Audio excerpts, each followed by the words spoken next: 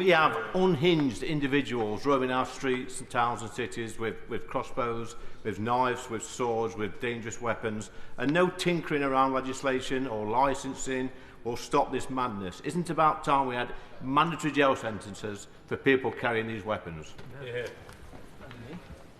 I think the honourable gentleman raises a really important point, and I think we are working in government as quickly as possible to understand and identify the nature and scale of a growing cohort of predominantly young men and boys who are fixated with violence. We want to make sure that we have a proper multi-agency interventions and approach to manage the risks they pose. And the Prime Minister has already set out that if the law needs to change to recognise this new and dangerous threat, then we will change it and we will do so quickly. Thank you, Mr Speaker. I'd like to thank the Minister for coming forward and making a response to this urgent question. And I want to put on record my deepest sympathies to the victims and their families of this terrible incident. I think listening to members across the House talk about victims of crossbow attacks, I find the whole issue very shocking, particularly someone who visits Westcliff on a regular basis. I wondered, in light of these terrible attacks, if there's more we can do as a government to ensure that we support victims and families of these terrible attacks. Well, my honourable friend raises a really important issue about how victims of these attacks are supported. And of course, as I've discussed this morning, I was talking with Joan about the support that she received after that horrific attack on Dave Peck. There is more to do on this, and it's certainly something that I'm very aware of. And again, with Laura Sugden, the support and help that she's had since she was attacked by a crossbow. But there is more to do, and I'll certainly be talking to my counterpart in the Ministry of Justice around that support. Dr Andrew Morris. Mr Speaker, does the Minister share my surprise at just how easy it is to get hold of one of these weapons? A few clicks buys you a Guillotine X Plus compound crossbow for £324.91 plus £6.99 delivery, or a Jaguar Deluxe for £129.95 delivery free. These things are as deadly as shotguns, and yet we don't licence them as such. Will the Minister, in the plans that she has heralded, consider very seriously going down the same route as other European countries and make sure these deadly weapons are properly controlled? I think in the few sentences that the Right Honourable Gentleman just uttered to the House, he makes a very compelling case for why change is needed in this area. So I can't go any further today, but I hear what he says, and I share his concern about the fact that you can just go online and in a few clicks buy one of these items. Tom Gowan. Thank you, Mr Speaker.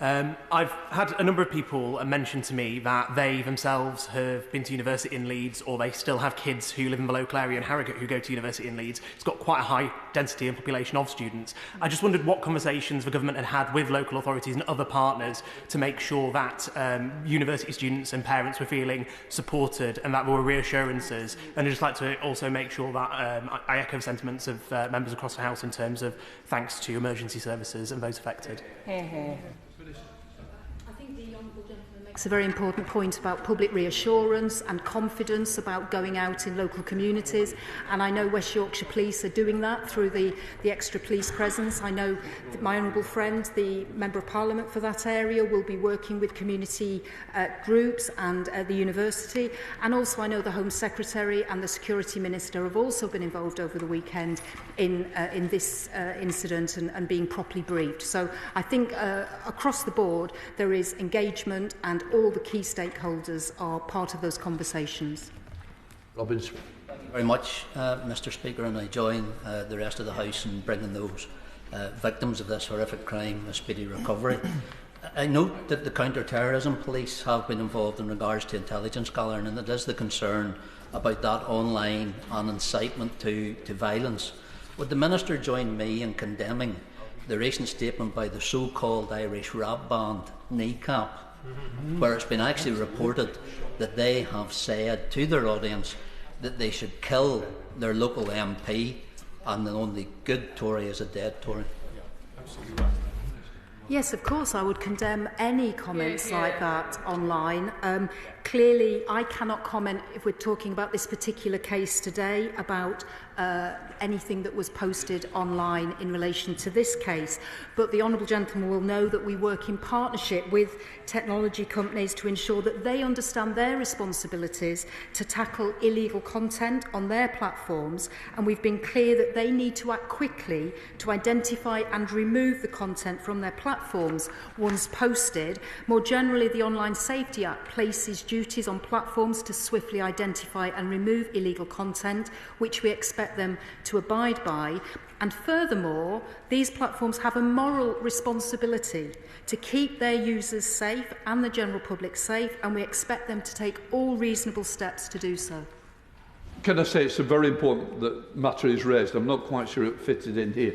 Might have been good to do a point of order at the end, because I do think it was something that was going to be raised in the House. Right, I'm sure that Jim Shannon might be starting. Jim Shannon. I certainly will, Mr Speaker. Thank you. And thank the Minister very much for the answers. Our thoughts are always with the victims and indeed with the police officers and the emergency services who responded in such a positive way. It is a belief of others, and indeed myself, that incidents like this highlight the fact that the police services, and particularly the community police officers, need to be seen more on the ground to ensure that police officers are able to look at recurring incidents and the use of crossbows, and to put in place policing to ensure public safety and send the message that the police are on the ground and close by, and understand that this needs to be the case not just in Headingley but indeed across all of this great United Kingdom of Great Britain and Northern Ireland. Thank you. And the Honourable Gentleman makes the case for what this government is doing, which is neighbourhood policing, putting that 13,000 police officers and PCSOs back into our local areas, into our communities, to not only provide that police presence, but that public reassurance, which is so important to the people that we all represent. That completes the urgent question. Let the front benches change up.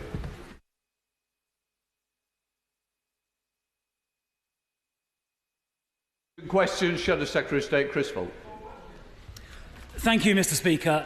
To ask the Home Secretary to make a statement on the child rape gang scandal. Minister. Thank you, Mr Speaker. The Shadow Home Secretary was away when I updated the House on the Government's response to the independent national inquiry into child sexual abuse and on the action we are taking to investigate and tackle child grooming gangs across the country. As I have said many times, people up and down this country are understandably horrified by the appalling crimes committed by despicable grooming gangs. Children subjected to the most unthinkable sexual violence, frontline services, local authorities, elected politicians turned away or even blamed the children rather than their rapists. I know this because I speak to victims week in, week out, and have done for decades.